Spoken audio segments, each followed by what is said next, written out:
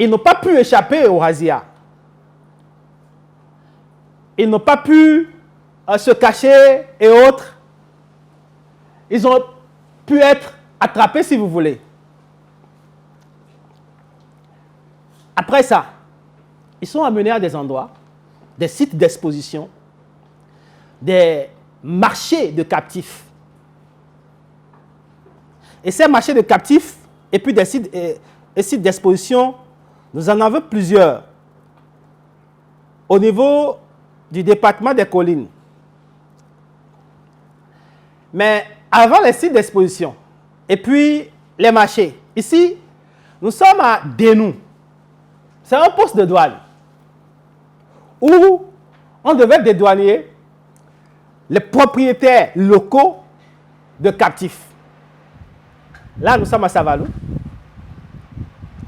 Et actuellement, il y a un legba qui est au niveau de ce site. Le site, bien entendu, n'est pas valorisé. Et donc, comme vous le voyez, jusqu'à il y a 2 ans, voilà l'état du site. Nous en venons maintenant à un marché de captifs, le plus célèbre, si je peux dire ainsi, dans le royaume de Savalou, qu'on appelle le Kanmosoji. Ce site a été rénové sous le roi Tosok Bagidi XIII, qui avait véritablement à cœur le tourisme mémoriel. Malheureusement, il a été fauché.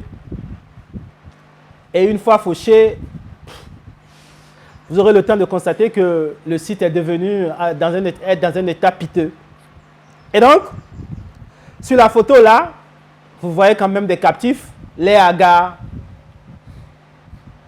pensant certainement à leur sort. Et vous verrez une flèche où on a mis une liquide, c'est écrit liquide magique. Les captifs étaient censés boire cette potion magique-là dans l'intention d'oublier leur identité, leur passé, tout ce qui constitue en réalité leur traversée, leur déshumanisation. Vous et moi savons finalement qu'ils n'ont rien oublié.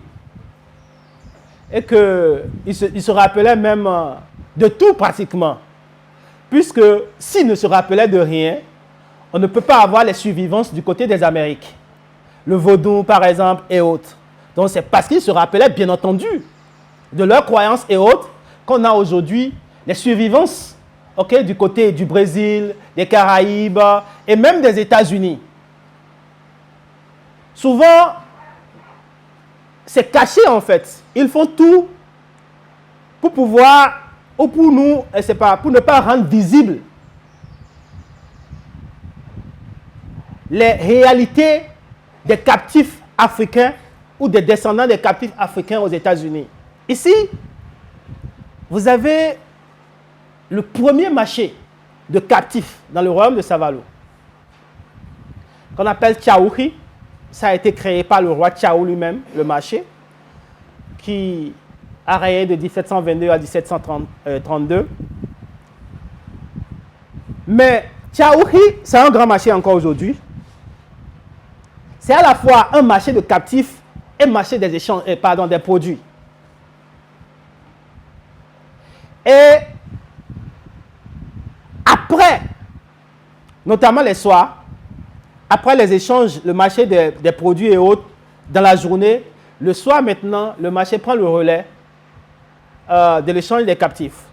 Ici, nous sommes à Dassazoumé. Il s'agissait également aussi d'un marché de captifs pour les locuteurs de la langue Idacha ou bien et autres. C'est Odjaérou. Le marché se situe même au centre de Dassazoumé, là. Et rien n'est fait. Ce n'est qu'une plaque commémorative juste pour indiquer que le site a été par le passé un marché de captifs.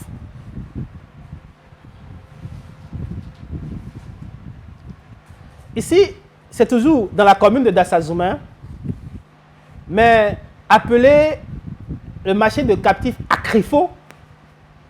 C'est un marché. Et là, la photo là, c'est un site d'exposition des captifs. C'est sur ces pierres-là que les captifs étaient exposés. Et quand vous venez au marché, c'est à la fois aussi un marché de captifs et marché d'échange de produits. Et si vous venez au marché, les captifs étaient exposés sur ces blocs de pierre. Le marché aurait survécu jusqu'à la période, à la fin de la première moitié du XXe siècle. Ça, c'est la divinité à l'entrée du marché à Crifo, à Dassazoumé, toujours. Et vous verrez tout à l'heure que sur le marché, nous avons retrouvé une pièce de 5 francs français qui date de 1912, ce qui confirme que ceux qui ont dit que le marché aurait existé jusqu'à la fin de la première période, de la première moitié du XXe siècle ont raison, et qu'à la fois, le marché est un marché de captifs et puis des produits.